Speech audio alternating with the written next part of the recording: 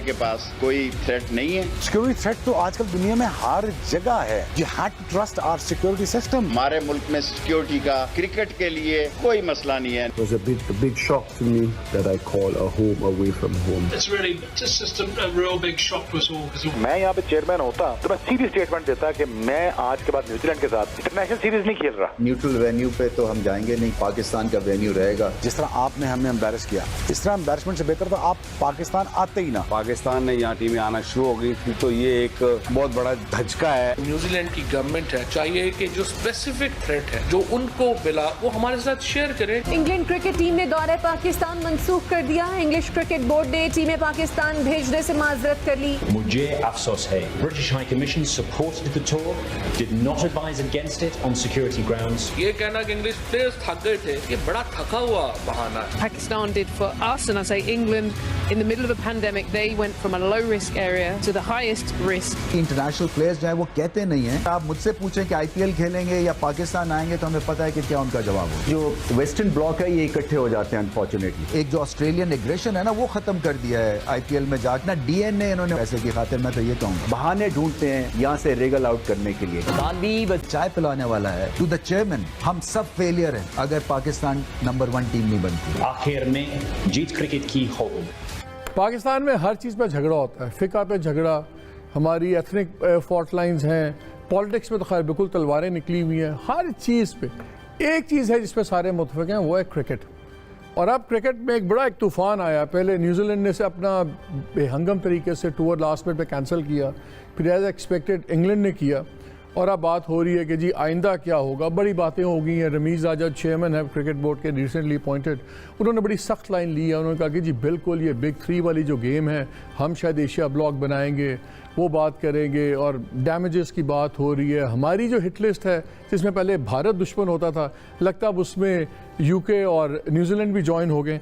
बड़ी इशू चल रहा था कि इंग्लैंड ने क्यों किया है। 2-3 चीज़ें सिंपल रिसर्च से हमारे सामने नज़र आती हैं, बड़ी इंटरेस्टिंग है। क्योंकि जब आज स्टेटमेंट चल रही थी बोरिस जॉनसन की, ब्रिटिश प्राइम मिनिस्टर की, वहाँ से पता लगा कि इवन जो बरतानवी वज़ीर आज़म का ऑफिस था वो भी कैंसलेशन के ख़िलाफ़ था कि टीम को मैच खेलने चाहिए। उनके फॉरेन ऑफिस ने कोई ट्रैवल एडवाइस चेंज नहीं की। बरतानिया का हाई कमीशन इन पाकिस्तान, उसके एम्बेसडर ने, हाई कमिश्नर ने आके कहा कि बिल्कुल हमने एडवाइस नहीं किया था, बल्कि वो बड़ा बैकफुट पे थे। जो इंग्लिश क्रिकेट बोर्ड है उनकी अपनी जो सिक्योरिटी एक्सपर्ट्स हैं, ESI रिस्क, उन्होंने भी अपनी एडवाइजरी चेंज नहीं की। और जब इंटरव्यूज़ आए हैं तो नज़र आ गया कि सिंपली प्लेयर्स की पावर थी बहुत ज़्यादा। वो क्या थी, जब रिसर्च देखते हैं बड़ा इंटरेस्टिंग है। पाकिस्तान में उनके मैचेस थे 13 और 14 अक्टूबर को, 2 वनडेज थे। और यही IPL जो नॉकआउट स्टेज है, जो IPL के इस वक्त मैचेस चल रहे हैं इंडियन प्रीमियर लीग के दुबई में, वो अक्टूबर 10 से 15 में है। और जब हम टीम देखते हैं तो जो इनके टॉप 8 प्लेयर्स हैं जो 100% IPL के अंदर खेल रहे होंगे या खेलते रहे हैं, तो नज़र आता है कि IPL की गेम के लिए ये प्लेयर्स की ग्लोबी ने काम किया सब कुछ। और ये वन ऑफ थिंग्स, अगर टूर देखें नाजरीन तो सिर्फ 4 दिन का टूर था। 1 दिन क्वारंटीन थी, अगले 2 दिन इन्होंने मैच खेलने थे और फिर फारिग वापस चले जाना था। और लेकिन इशू ये है कि जब दुबई वापस जाते तो वहाँ पे तकरीबन 5-6 दिन का पीरियड बनता है क्वारंटीन का, तो ये लोग जाके नॉकआउट स्टेजेस नहीं खेल सकते। तो ये तो क्लियर हो गया कि ये क्यों हुआ है। और अगर IPL जिम्मेदार है, बेसिकली अब नज़र ये आ रहा है कि ICC ख़त्म हो गई है, बाकी बोर्ड जितने कमज़ोर हो गए हैं। जो इंडिया का बोर्ड है बहुत स्ट्रॉन्ग है।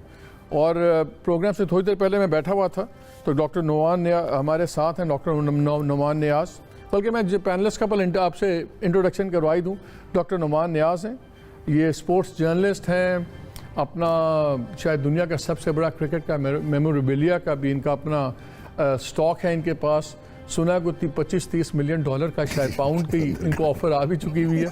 तो ही इज़ गॉट एवरीथिंग, वो सारा कुछ है। 12 किताबें लिख चुके हैं क्रिकेट से रिलेटेड इन तमाम चीज़ों पे। साथ हमारे साथ राशिद लतीफ़ साहब हैं, former captain Pakistan cricket team, काफ़ी ज़्यादा बोलते थे, उसका खमियाजा भी भुगत चुके हुए हैं। तो ये भी हैं। और हमें अभी थोड़ी देर में शुएब अख्तर भी ज्वाइन करेंगे, किसी तारुफ के मोहताज नहीं है।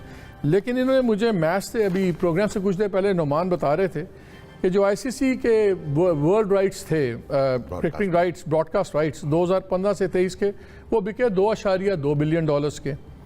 बीसीसीआई इंडिया वाले जो क्रिकेट बोर्ड है इनका, उसके 18 से 23 के बिके 1.1 बिलियन डॉलर्स के, यानी कि आप समझ लें करीबन $80 लाख पर मैच के ब्रॉडकास्टिंग राइट्स।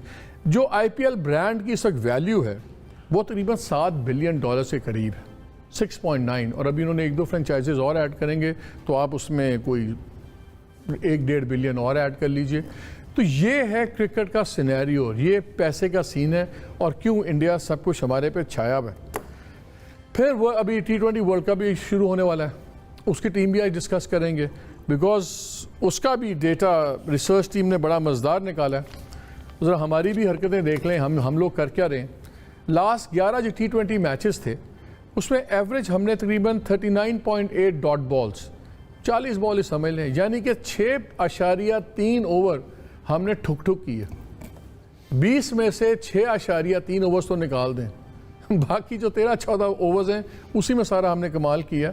और एवरेज हमारी क्या थी उसमें, 38 सिंगल, 7.1 जिसमें 2 रन लिए, 1.4 हार्डली एक मैच के अंदर हम एक बार ही लेते हैं 3 रन, और 14 चौके हैं एवरेज, 14.2। छिक्का तो छोड़ ही दें, वो 5 छिक्के हैं एक मैच में। सो ये हमारी टीम की इस वक्त हालत है, ये सब कुछ है। आप लोगों से शुरू करते हैं, जो जब शोएब आएंगे वो अपनी चीज़ें कहेंगे, और साथ ही मैं इंट्रोड्यूस कर दूँ, सॉरी फॉर द ब्रेक, हमारी जो स्टूडियो ऑडियंस आई बड़ी मज़ेदार है, ये सारे यंगस्टर्स हैं, बच्चे बच्ची हैं। ये बारिंग वन जो हमारे कबीले से ताल्लुक़ रखती हैं, एक स्पोर्ट्स जर्नलिस्ट हैं, बाकी ये सारे बच्चे स्पोर्ट्समैन हैं। कोई क्लब में खेल रहा है, कोई नेशनल लेवल पे खेल चुका है, किसी के अपने मसाइल हैं, लेकिन ये तमाम डिफरेंट स्पोर्ट्स के ये प्लेयर्स हैं। और एक बच्चा इसमें वो भी बैठा हुआ है जिसने नेशनल लेवल खेली हुई है और इसमें मजदूरी कर रहा है। So I give you an idea कि हम इससे बात करेंगे। क्या क्या ऑप्शन है पाकिस्तान के पास अब?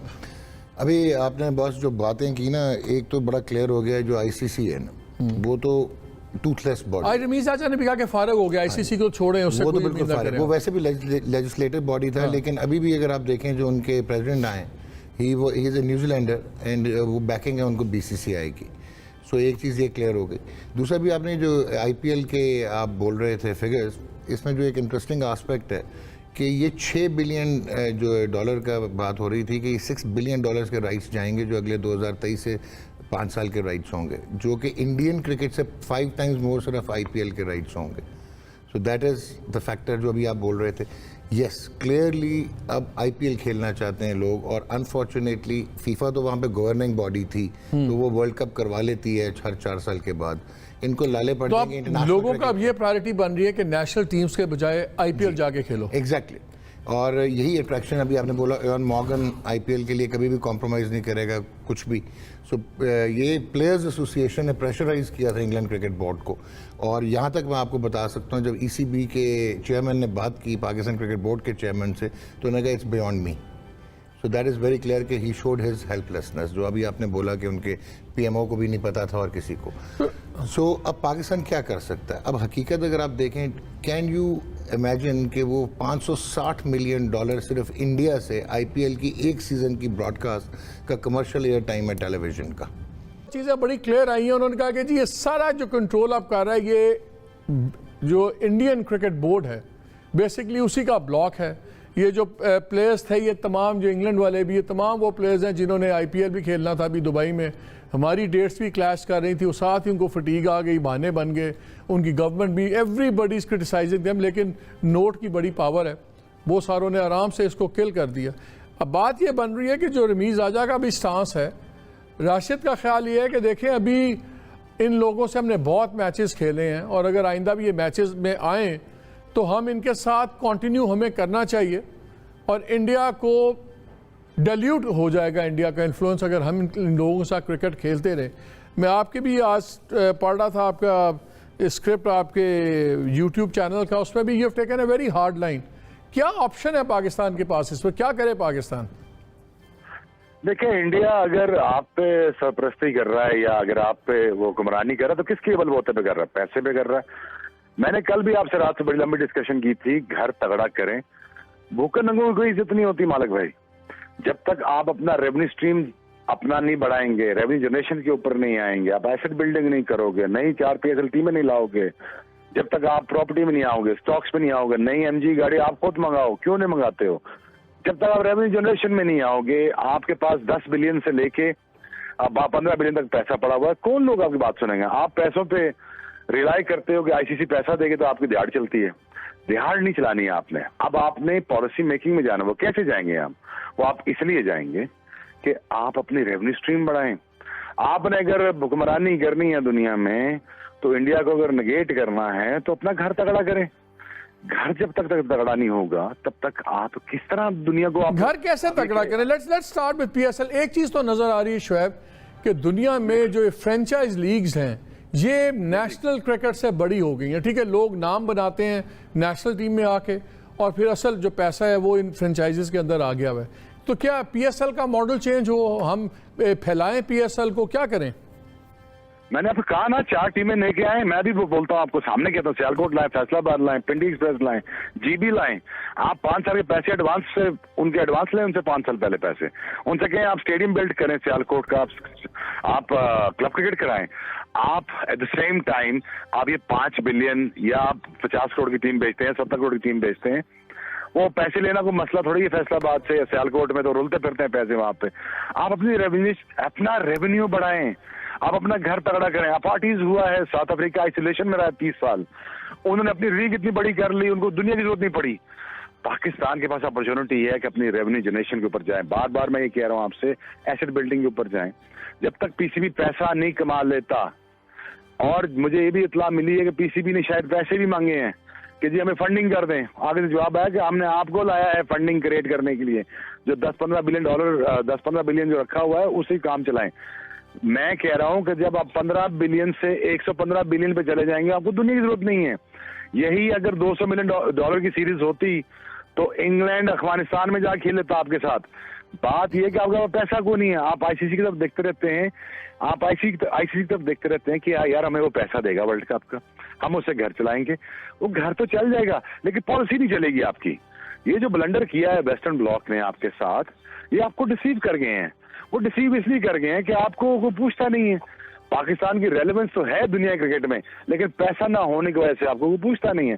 तो मैं बार बार ये कह रहा था, ये जो अकेडमीज बनाई हुई हैं, जो 30-30 कनाल के ऊपर जगह खाली पड़ी हुई है कराची में, और यार गवर्नमेंट से मिलके मथा मार लो। मैं 5 मेरा इंटरव्यू निकाल, राशिद भाई बैठे हुए हैं, ये खुद सियाने बयाने आदमी हैं। कराची में अगर 500 फ्लैट की बिल्डिंग बनाई जाए 10 बिलियन की, मैंने कल भी आपसे कहा था, तो आप क्या 50 बिलियन नहीं जनरेट करते उससे? आप 100 बिलियन जनरेट नहीं करते हो क्या? प्रॉपर्टी डीलर्स ने आपके सामने पूरा इस्लामाबाद पिंडी भर दी है, तो उन्होंने कहा से पैसे कमाए? पीसीबी नहीं कर सकता, आउटलेट नहीं कर सकता, चीजें कर सकता है। बस सिर्फ ये है कि देखिए बातें बहुत हो गई हैं, एक्सक्यूशन की तरह बताएं। हमने रमीज राजा साहब को जज करना है आज से 3-4 महीने बाद, 6 महीने बाद। जी आपने फैसले क्या किए, पॉलिसीज क्या बनाई हैं, पाकिस्तान में पैसा आया कि नहीं आया? 2.5 अरब रुपए की ठोकी तो पहले लग चुकी है आपको कि 3 बिलियन का आपको जो डेफिसिट और आपने डाला 1 लाख रुपए बढ़ा के, वो कैसे पूरा करेंगे? क्या बाय द टाइम कोई और पीसीबी चेयरमैन आता है तब तक पीसीबी के 2 बिलियन बना खड़ा हो? तो ये बड़ी चीजें मालिक भाई आपको ये समझनी पड़ेगी कि जब तक पीसीबी रेवेन्यू जनरेशन के ऊपर नहीं जाता, ऐसी पॉलिसीज नहीं बनाता, पेटेंट करो पाकिस्तान क्रिकेट। अच्छा मैं आपको कहता हूँ, बैठा हुआ नुमान रियाज, आप भी जानते हो, करो ना प्रोडक्शन अपनी खुद। क्यों नहीं करते प्रोडक्शन अपनी खुद? बेचो पे डिजिटल राइट्स, क्यों नहीं बेचते हो? जवाब दे मुझे इस चीज का, तो मैं आपको जवाब दूं आगे से। करो ना 700 करोड़ पे 800 करोड़ पे आप प्रोडक्शन हाउस से बनाओ, आप डिजिटल पे बनाओ। पैसे बन सकते हैं, यहाँ पे काम करना पड़ेगा।